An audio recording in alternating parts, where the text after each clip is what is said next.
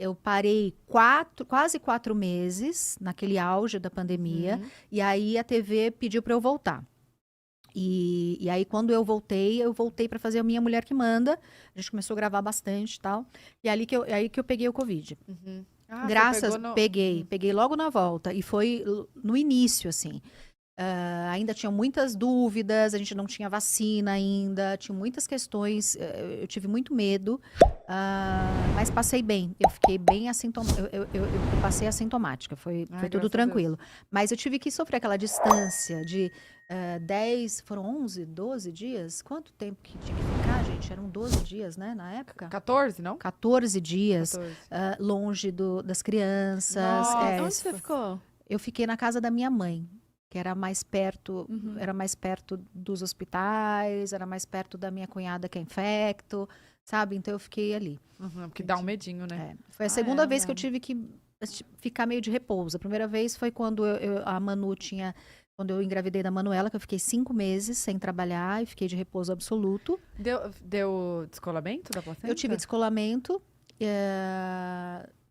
Depois, na verdade, é assim, eu tive que fazer uma circlagem, que é um assunto até interessante, que algumas mães acabam perdendo as crianças por conta do colo do útero não sei se a palavra correta, científica, eu vou falar aqui, me perdoe se eu estiver falando besteira, ele é frágil, aí escapa, né? Então eu tive que fazer uma circlagem, que é quase como uma cama protetora para o feto desenvolver. Mas Como que faz isso? faz por eu fiz, no caso, foram uns robôs que me operaram. Então, vários pontinhos na barriga, e aí entrava o robozinho e o médico que fazia isso, um doutor muito querido, inclusive, que ia fazendo essa cirurgia até fazer essa amarração, e a Manuela já estava ali dentro. Pois é. Então foram quase 2 horas de cirurgia com a Manu ali. A minha obstetra acompanhou a cirurgia para ficar acompanhando a bebê, a Manuzinha, e o outro médico me acompanhando, né? Então eram duas linhas ali da medicina trabalhando juntas para a Manu ficar bem. E a Manu passou bem, ela não sentiu a anestesia, ela sempre foi muito elétrica na minha barriga. E aí depois disso, tava tudo bem, o médico me deu a alta, não, tranquilo, vida normal, etc e tal. Eu fiz uma gravação num dia, no outro dia a gente estava procurando casa. E eu tava com uma corretora que eu não tinha nenhuma afinidade. E aí eu estava numa casa, olhando a casa e tudo e tal, sozinha, eu e ela. E aí eu tive um sangramento bem severo. E aí, na época, meu marido morava no Rio. E eu só liguei para ele e falei, eu não sei, talvez eu esteja perdendo a Manu. E eu fui correndo pro hospital. Eu nunca imaginei que ele chegasse tão rápido. Chegou super rápido. E aí minha mãe me acompanhou tudo enfim. E de lá eu não saí nunca mais. Aí a médica, nunca mais não. Eu fiquei 5 meses lá. No hospital. Só saí de lá depois que a Manu nasceu. E eu me lembro quando a médica falou, a doutora Vera Delácio falou assim, Eliana, você não volta mais para casa. E eu, como? Naquele Como mesmo assim? dia, No assim, mesmo que você chegou. dia. Nossa. Como eu não volto mais para casa? Não, agora a nossa prioridade é cuidar da Manuela. Se você quiser voltar para o trabalho, se você quiser voltar para o seu dia a dia, você pode perder sua filha. E eu falei, não, então para tudo. E eu me lembro quando eu tive que dar notícia na TV, quando eu tive que ligar para o Silvio Santos e avisar que eu não ia voltar mais, assim, só depois que a Manuela nascesse. Então, você imagina, ela nasceu de 8 meses, eu estava de 3 meses e eu só ia voltar depois do nascimento dela. E a coisa mais importante para mim foi, eu aprendi muito a ter paciência, a entender que eu não controlo nada na minha vida. Aliás, a gente não controla nada. Eu acho que essa pandemia também trouxe essa reflexão pra gente. E fé, né? Porque eu não consigo, sinceramente, assim, a fé foi o que me deixou firme. E eu tive muito apoio, eu tive uma rede de apoio feminina absurdamente necessária para mim.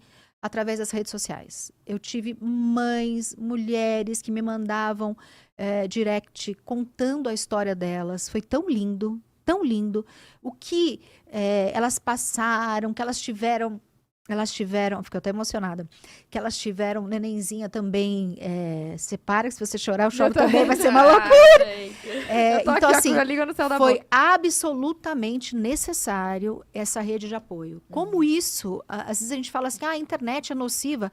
Sim, mas também ajuda muito em alguns casos, sabe? Muito. Eu acho que ela é muito poderosa para todos os lados, né? A gente vê tantas pessoas sofrendo com a internet, com os haters, com tanto julgamento. E, por outro lado, também, eu vivi isso na pele. Muitas vezes eu ficava sozinha no quarto, na incerteza de que eu teria ou não a Manuela, na incerteza se ela nasceria a termo ou se ela nasceria prematura. Uhum. Eu tava pronta para tudo, mas essas mulheres me deram força. Elas não largaram a minha mão. Isso de uma maneira remota, virtual, e foi muito especial. Então, eu sou muito grata a todas essas mulheres. Eu tenho certeza que pelo menos 1, 2, 3, 10, não sei, possa estar nos vendo agora. Eu sou muito grata, porque elas me ajudaram muito. E elas mostravam o bebezinho prematuro, e depois o bebezinho já bem, sabe?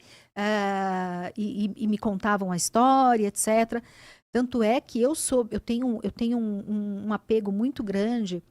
E principalmente na pandemia, fiz algumas campanhas e ajudei muito as crianças, né, carentes que precisavam, por exemplo, de AME, daquela que tem atrofia muscular espinhal, que tinha um remédio caríssimo, que não era aprovado e não era doado para as crianças.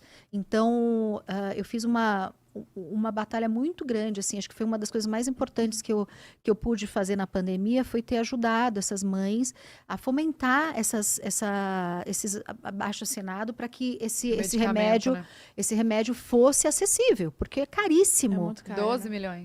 Esse é o que veio depois, né? O outro era um pouco mais barato, mas era em torno de 2,5 milhões. Gente, nossa, quem pode?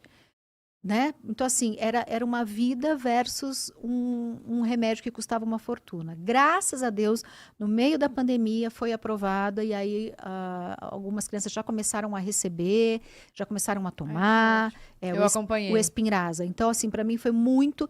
Essa pandemia, assim, eu fiquei muito próxima dessas mães, sabe? Dessas crianças. E sou ainda, né? Tem o Teleton, que eu sou madrinha do Teleton. Tenho um baita orgulho de ser madrinha, de poder participar, de poder estar ali com eles. Também sou madrinha de uma ONG que cuida de crianças com câncer, faz o transporte, porque olha que curioso, né? No nosso país, existe muitas possibilidades de tratamento gratuito para o câncer infantil. Mas, às vezes, a mãe, o pai não tem condição de levar a criança, porque não tem dinheiro para o transporte. Então, se as pessoas puderem levar e ajudar essas crianças até o hospital, essas crianças vão ter um trabalho contínuo, né? Vão ter porque está lá, está esperando essas crianças chegarem. E aí, essa empresa, que é muito lindinha, essa ONG que foi feita há muitos anos, elas me chamaram e eu comecei também a apoiar. Como chama? Era Helena Instituto Heleninha, né? Não, voltou a ser Instituto Heleninha. Era a Paz e agora virou Instituto Heleninha. Exatamente porque a Helena foi uma criança que não pôde, não conseguiu vencer o câncer, e aí essa mãe transformou a dor em um propósito. Então foi muito lindo, assim, eu conheci a Tati me chamou, eu abracei a causa, então eles fazem transporte de crianças carentes até o hospital. É muito legal. lindo. Eu ajudo uma